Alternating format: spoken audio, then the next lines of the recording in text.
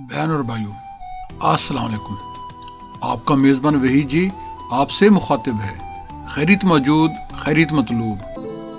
حضرت امام بخاری اور مسلم رحمۃ اللہ تعالی نے اپنی صحیح میں حدیث شفاعت کو حضرت ابو ہریرہ رضی اللہ تعالیٰ عنہ کے واسطہ سے بالتفصیل بیان کیا ہے، جس کا مطالعہ ہم جیسے خطا کاروں اور گناہ گاروں کے لیے باعث صد طمانیت ہے۔ اس لیے اس حدیث مبارک کو قارئین کی خدمت میں پیش کرنے کی سعادت حاصل کرتا ہوں۔ جب لوگ میدان حشر میں جمع ہوں گے تو سورج ان کے سروں کے بالکل نزدیک ہوگا۔ لوگ ناقابل برداشت غم و اندوہ میں مبتلا ہوں گے۔ طویل انتظار کے بعد ان کو یارائے صبر نہ رہے گا۔ وہ آپس میں مشورہ کریں گے اور کہیں گے کہ کیا تم کسی ایسی ہستی کے پاس نہیں چلتے جو تمہارے لیے خداوند ذوالجلال کی بارگاہ میں شفاعت کرے؟ چنانچہ وہ سب ابو الانبیاء حضرت آدم علیہ السلام کی خدمت میں حاضر ہوں گے اور یوں عرض گزار ہوں گے: آپ آدم ہیں، ساری نوع انسانی کے باپ ہیں۔ اللہ تعالیٰ نے آپ کو اپنے دست قدرت سے تخلیق فرمایا اور آپ میں اپنے روح پھونکی، پھر آپ کو جنت میں بسایا۔ تمام فرشتوں کو حکم دیا کہ وہ آپ کو سجدہ کریں۔ اللہ تعالیٰ نے آپ کو تمام اشیاء کے نام سکھائے۔ اے بڑی شان والے، ہمارے پدر بزرگوار، از راہ عنایت ہمارے لیے بارگاہ رب العزت میں شفاعت کیجیے تاکہ اس تکلیف دہ موقف سے ہمیں رہائی نصیب ہو۔ کیا آپ ملاحظہ نہیں فرما رہے کہ ہم کس کرب و غم میں مبتلا ہیں؟ حضرت آدم علیہ السلام فرمائیں گے: میرا رب آج بہت غضبناک ہے، وہ اس سے پہلے اتنا غضبناک کبھی نہیں ہوا تھا اور نہ آج کے بعد وہ کبھی اتنا غضبناک ہوگا۔ اللہ تعالیٰ نے مجھے درخت کا پھل کھانے سے منع کیا تھا، میں نافرمانی کر بیٹھا۔ نفسی نفسی اذهب الی الغیری، یعنی مجھے تو آج اپنی فکر ہے، مجھے تو آج اپنی فکر ہے۔ شفاعت کی التجا کرنے کسی اور کے پاس جاؤ۔ پھر ساری مخلوق حضرت نوح علیہ السلام کے پاس حاضر ہوگی اور عرض کریں گے: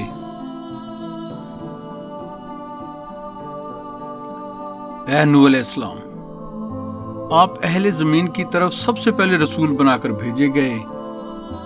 اللہ تعالیٰ نے آپ کو عبدن شکورن، یعنی شکر گزار بندہ کا لقب ارزانی فرمایا ہے۔ کیا آپ ملاحظہ نہیں فرما رہے کہ ہم کس مصیبت میں مبتلا ہیں؟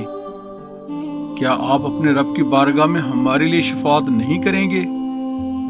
حضرت نوح علیہ السلام جواب دیں گے: آج میرا پروردگار از حد غضبناک ہے، اتنا غضبناک نہ وہ کبھی پہلے ہوا تھا اور نہ کبھی آئندہ ہوگا۔ نفسی نفسی، مجھے تو آج اپنی ذات کی فکر ہے۔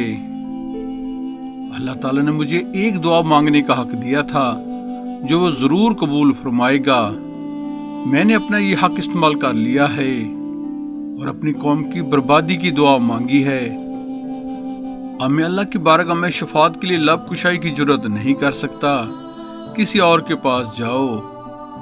حضرت ابراہیم علیہ السلام کے پاس جاؤ، وہ اللہ کے خلیل ہیں۔ پھر ساری مخلوق حضرت ابراہیم علیہ السلام کی خدمت میں حاضر ہوگی اور بڑے ادب سے عرض کریں گے: آپ اللہ کے نبی ہیں اور تمام اہل زمین میں سے اللہ کے خلیل ہیں۔ از راہ نوازش اپنے خداوند کریم کی بارگاہ میں ہمارے لیے شفاعت کریں۔ کیا آپ نہیں دیکھ رہے کہ ہم کس مصیبت میں مبتلا ہیں؟ حضرت سیدنا ابراہیم علیہ السلام بھی وہی جواب دیں گے کہ آج میرا رب از حد غضبناک ہے، میں تمہارے لیے شفاعت نہیں کر سکتا، مجھے تو آج اپنی جان کی فکر ہے۔ حضرت موسیٰ علیہ السلام کے پاس جاؤ، وہ کلیم اللہ ہیں اور اللہ تعالیٰ کے برگزیدہ بندے ہیں۔ ان کو اللہ تعالیٰ نے تورات جیسی کتاب مرحمت فرمائی ہے اور اس کو قریب بلا کر اس سے سرگوشی کی ہے۔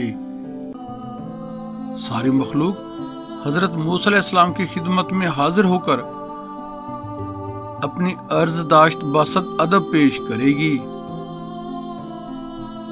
آپ بھی معذرت کریں گے کہ تم حضرت عیسیٰ علیہ السلام کے پاس جاؤ، کیونکہ وہ اللہ کا کلمہ اور روح ہیں۔ بس سب لوگ آپ کی خدمت میں حاضر ہو کر اپنی حالت زار بیان کریں گے اور ان سے درخواست کریں گے کہ بارگاہ الہی میں وہ ان کی شفاعت کریں۔ آپ بھی معذرت فرمائیں گے، لیکن اللہ تعالیٰ کی پریشان حال اور غم و اندوہ سے نڈھال مخلوق کو ایک ایسے کریم اور محبوب کا پتہ بتائیں گے جس کے دروازے پر آنے والا کوئی سائل کبھی محروم نہیں لوٹتا۔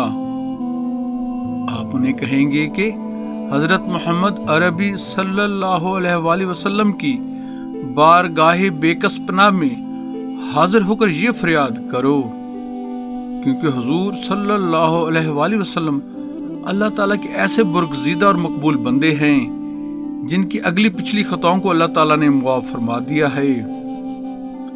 حضور صلی اللہ علیہ وآلہ وسلم نے فرمایا کہ ساری مخلوق در در کی ٹھوکریں کھانے اور ہر دروازہ سے مایوس ہونے کے بعد میرے پاس آ کر فریاد کرے گی تو میں انہیں جواب دوں گا،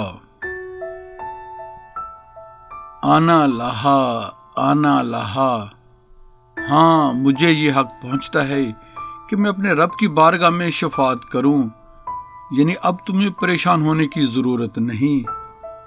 رحمت عالم صلی اللہ علیہ وآلہ وسلم فرماتے ہیں کہ میں وہاں سے چل کر عرش الہی کے پاس حاضر ہوں گا اور اپنے رب سے شفاعت کرنے کی اجازت طلب کروں گا۔ اللہ تعالیٰ مجھے اجازت مرحمت فرمائیں گے۔ جب میں اپنے کریم پروردگار کو عرش عظیم پر جلوہ فرما دیکھوں گا تو سجدہ ریز ہو جاؤں گا۔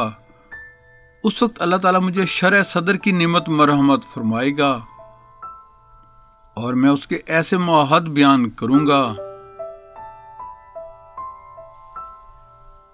اور اس کی ایسی ثنا و ستائش کروں گا کہ آج تک اس طرح میں حمد و ثنا نہیں کر سکا تھا۔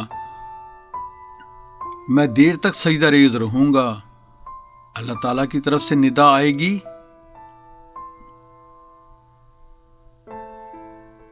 اے میرے محبوب، اپنا سر مبارک سجدہ سے اٹھاؤ اور مانگو جو تم مانگو گے میں عطا کروں گا۔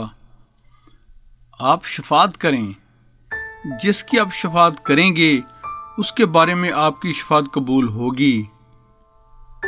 یہ مزد جاں فضا سن کر میں سجدے سے سر اٹھاؤں گا اور عرض کروں گا، یا رب امتی یا رب امتی، اے میرے پروردگار میری امت پر رحم فرما اور اس کو نجات دے۔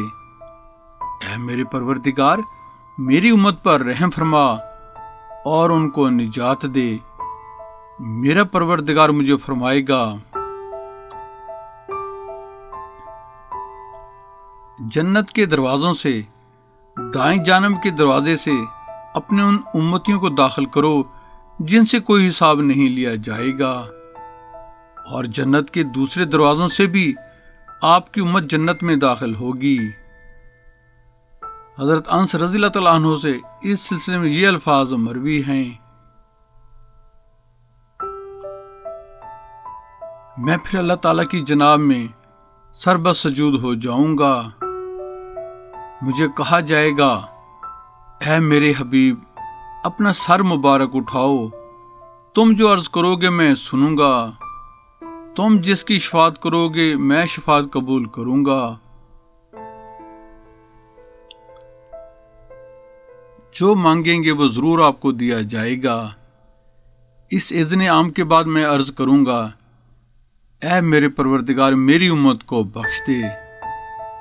اللہ تعالیٰ کی بارگاہ رحمت سے یہ جواب ملے گا، آپ تشریف لے جائیے، اور آپ کے جس امتی کے دل میں گندم یا جو کے دانے کے برابر بھی ایمان ہے اس کو دوزخ سے نکال کر جنت میں لے جائیے۔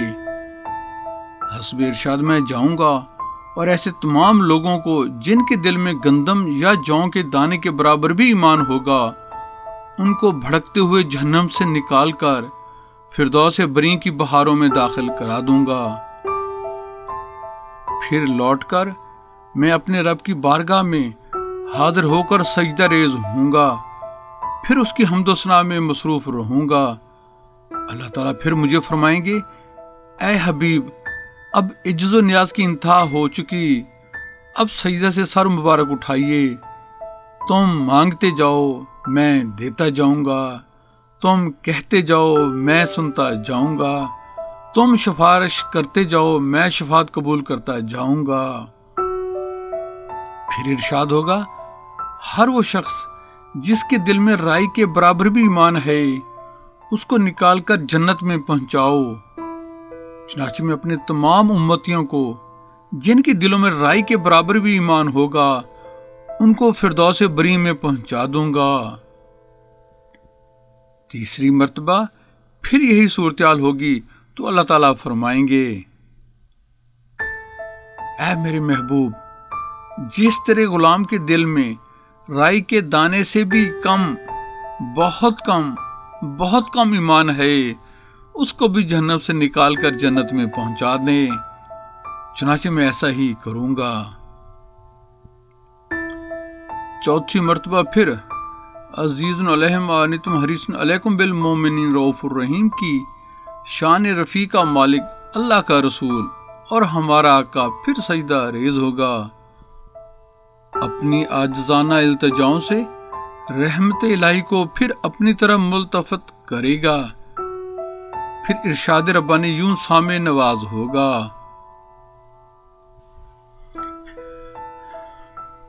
اے میرے حبیب، اپنا سر مبارک اٹھاؤ، تم کہتے جاؤ میں سنتا جاؤں گا، تم شفاعت کرتے جاؤ میں شفاعت قبول کرتا جاؤں گا، تم مانگتے جاؤ میں دیتا جاؤں گا۔ حضور صلی اللہ علیہ وآلہ وسلم فرماتے ہیں، میں چوتھی بار یہ عرض کروں گا کہ اے میرے پروردگار، مجھے اجازت عطا فرمائیں کہ ہر اس شخص کو جنت میں پہنچاؤں جس نے لا الہ الا اللہ کہا ہے۔ اللہ تعالیٰ فرمائیں گے، اے حبیب، یہ میرا کام ہے، مجھے اپنی عزت کی قسم، اپنی کبریائی کی قسم، اپنی عظمت کی قسم، اپنے جبر و قہر کی قسم، میں ہر اس شخص کو آتش جہنم سے نکال لوں گا جس نے کہا لا الہ الا اللہ۔ یہ حدیث شفاعت صحیح بخاری، صحیح مسلم اور دیگر کتب حدیث میں بالتفصیل مذکور ہے۔ میں نے یہ حدیث شریف الشفاء شریف حقوق المصطفیٰ للقاضی ایاز کی جلد اول مطبوعہ دارالکتاب العربی بیروت سے نقل کی ہے۔ حضرت حذیفہ رضی اللہ تعالیٰ عنہ سے مروی ہے کہ جب لوگ بارگاہ مصطفی میں حاضر ہوں گے اور شفاعت کے لیے التجا کریں گے تو پل صراط کو بچھا دیا جائے گا۔ حضور کی شفاعت سے جن کو نجات مل جائے گی وہ اس پل سے گزر کر جنت میں جائیں گے۔ بعض لوگ بجلی کی تیزی سے گزریں گے۔ حضرت حذیفہ رضی اللہ تعالیٰ عنہ آخر میں فرماتے ہیں، جب حضور صلی اللہ علیہ وآلہ وسلم کی شفاعت سے نجات پانے والے لوگ اس پل صراط سے گزر رہے ہوں گے تو سرور عالم صلی اللہ علیہ وآلہ وسلم اس پل کے قریب کھڑے ہو کر التجا کر رہے ہوں گے، اے میرے اللہ، میرے امتیوں کو اس نازک مرحلہ سے سلامتی سے گزارنا۔ کیا شان رحمت للعالمینی ہے اس محبوب رب العالمین کی کہ دنیا میں بھی اپنی امتیوں کی بخشش اور نجات کے لیے آنسوؤں کے دریا بہاتے رہے، اور قیامت کے دن بھی کبھی مقام محمود پر سرفراز ہو کر اور کبھی پل صراط کے قریب کھڑے ہو کر ان کی سلامتی کی دعائیں مانگ رہے ہوں گے۔ حضرت ابو ہریرہ رضی اللہ تعالیٰ عنہ سے مروی ہے، ہر نبی کو ایک دعا مانگنے کی اجازت دی گئی جس کی قبولیت کا رب العالمین نے وعدہ کیا۔ سب انبیاء نے اپنی اس مخصوص دعا کو اس دنیا میں مانگ لیا۔ حضور اکرم صلی اللہ علیہ وآلہ وسلم فرماتے ہیں کہ میں نے اس مقبول دعا کو چھپا رکھا ہے تاکہ قیامت کے دن میں اس دعا کو امت کی شفاعت کے لیے مانگوں۔ سبحان اللہ، سبحان اللہ۔ یہ آج کا بیان ضیاء النبی جلد نمبر 5 صفحہ نمبر 238 سے ماخوذ ہے۔ بہن اور بھائیوں، اگر آپ ہمارے YouTube channel history by Waheed ji پر نئے آئے ہیں تو ہم آپ سے ملتمس ہیں کہ ہمارے چینل کو سبسکرائب کر کے بیل آئیکن پر کلک کر لیں، آل کو چیک ان کر لیں، ہماری ویڈیوز کو اپنے حلقہ احباب میں شیئر کریں، کمنٹس باکس میں اپنی قیمتی آراء سے ہماری رہنمائی فرمائیں۔ آپ کے یہ پیار بھرے اقدام ہمارے لیے حوصلہ افزا ہوں گے۔ جزاک اللہ۔